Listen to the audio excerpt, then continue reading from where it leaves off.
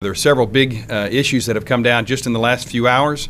Yesterday we dealt with what we believe is a fiscally irresponsible tax cut that won't take effect, obviously, until or won't be realized for the citizens of Oklahoma until 2016, when roughly 40% of them will see no benefit, and those who do receive a benefit are looking at roughly 22 cents a day. And we think that the people of Oklahoma would rather see their resources put back into investing in education, healthcare, transportation, and public safety. And as an example of that, we've now, just a few minutes ago, I received a copy of what apparently is the agreed upon budget. And as we walk through that, which we'll do here in just a few minutes, and be happy to answer any questions about it, I'll demonstrate to you areas where they could have used what now has been set aside instead of for tax cuts, which will be in a couple of years, $60 million a year for improving the capital and things like that. They could use some of those resources to put back into core functions of government. I've sent out press releases earlier in the year, but I'm having several students in my district come to me that have 32, 34 on the ACT, 4.0 GPA, and they're not receiving full rides to Oklahoma colleges and universities. Isn't that our job? Isn't that why we're here? To see that the best and brightest among us get an education? Doesn't China, Japan, Korea, aren't these other countries educating their best and brightest? Is that why we rank 17th in the world in education? We are failing Oklahoma's children. The tax cut that was rolled out yesterday, just the math I've done on it, the dollar would have to roll over 15, 18, or 20 times in the economy to make up for the lost revenues. The numbers simply do not add up. And yet the best and brightest students in Oklahoma are not being offered full rides. I just do not understand that. To that point, to Representative Lockhart's point, I mean, we've been told that the trickle-down theory, or as President George Herbert Walker Bush once called it, the voodoo economics theory, that will somehow create the economic growth that the Oklahoma needs to improve our infrastructure and education, healthcare. Representative Lockhart's math, I think, is spot on. If you cut $230 million, or at the time the first initial tax cut $120 million worth of income tax, to see that money come back through sales tax or otherwise, it'd have to turn over, like you said, 15 to 18 times before you see $120 million actually come back into the state. Clearly that won't work. Cities don't operate that way. Other states don't operate that way. We discussed it yesterday.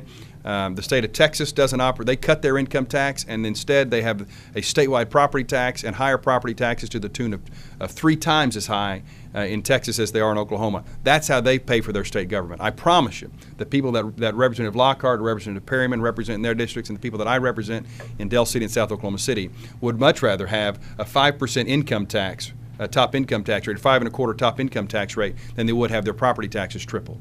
I promise you that the people in Kansas who now are looking at a $700 million budget hole because of their irresponsible tax cut that they passed last year, and because of that are having to look at an artificial increase of over 0.5% in their state sales tax. Those middle class families, those working families, would much rather see their sales tax dropped than their income tax gutted, as was happened there. And then you've got the state of Louisiana, and Governor Jindal offered up his income tax plan this year, which would take the state of Louisiana to a 0% income tax rate, and in the process, in the legislation itself, it coupled that income tax elimination with a 50% increase in sales taxes. The Republican majority here wants to sell us a bill of goods that they can continue to slash government revenues that go to fund education, healthcare, and public safety, and that no other taxes will ever have to be increased. The facts are simply not on their side, and those states to which they've asked us to look demonstrate that the facts are not on their side.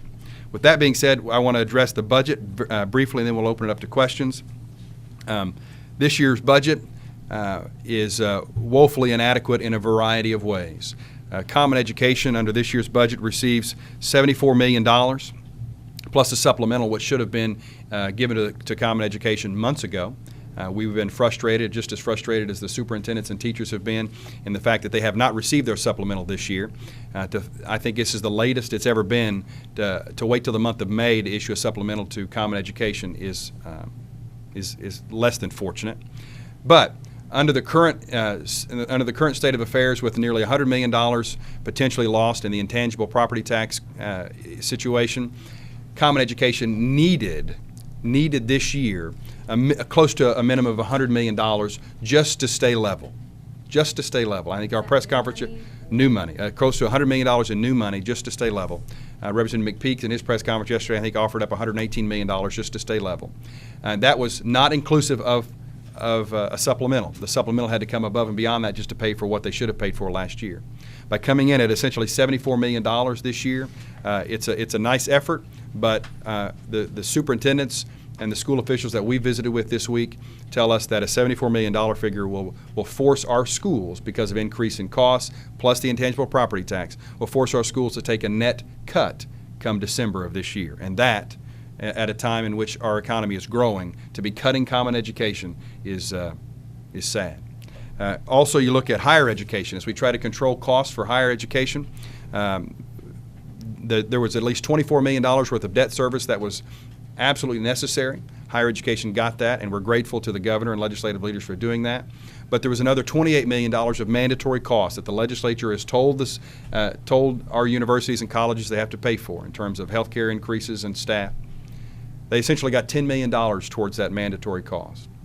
That leaves $18 million left to be borne by our students, the people that Representative Lockhart mentioned, borne by our students through fee increases and tuition increases. And none of this budget goes to help increase services offered by the universities and colleges to help move towards the governor's goal of a Complete College America program. And so while the governor talks out of one side of her mouth saying we need to get more kids to graduate from college, she offers very little in the way of helping those children get to that ultimate goal.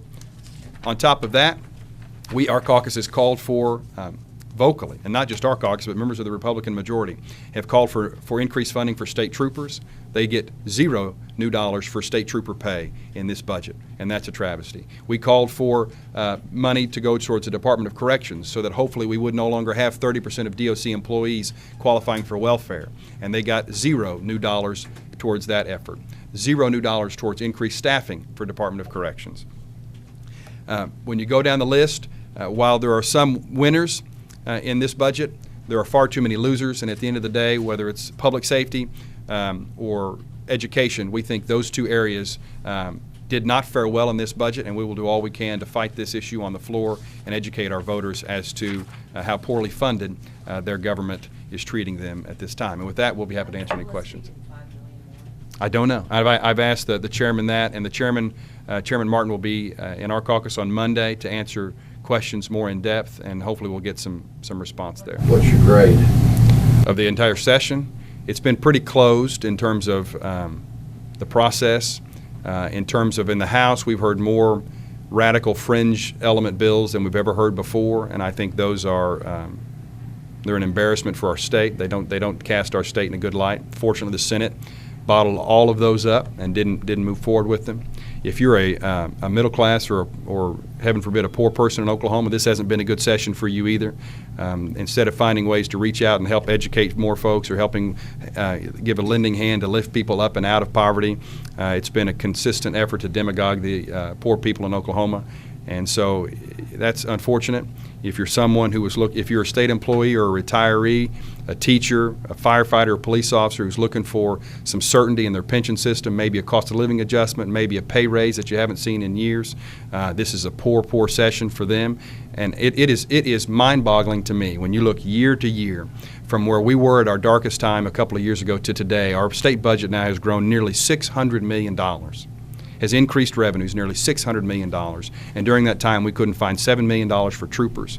We couldn't find $12 million for corrections employees. We couldn't find $12 million for state employees for a bonus, not even an annualized cost, an annualized pay raise. We couldn't find money for a bonus for state employees. So if you fall into any of those categories, a senior citizen, retiree, teacher, firefighter, police officer, or just a lover of openness in government, transparency, this has been a bad session for you. Give it a grade. I'm not. I'll be honest with you. Having seen how Janet Barisi's handled the letter grade system at the State Department, that's been so poorly administered. I don't want to step into those waters. Yeah, an I for incomplete. Maybe that's what we're wait and see how the rest of it goes the next 3 weeks. So, before we leave, on that issue, our caucus has issued some press releases when it comes to the testing. Our belief now is that the testing quality is now in such question that these tests this year we don't believe can accurately be relied upon to determine how well our students and our schools are doing. And so we believe that these tests, as Representative Curtis McDaniel has said, these tests basically ought to be thrown out.